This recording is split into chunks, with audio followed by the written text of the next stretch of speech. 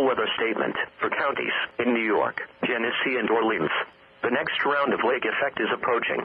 The next round of lake effect, complete with winter snow at times, will move across the Niagara River and into Niagara County and Orleans County between 9 and 10 p.m. This band will then quickly move south into northern Erie County and Genesee County.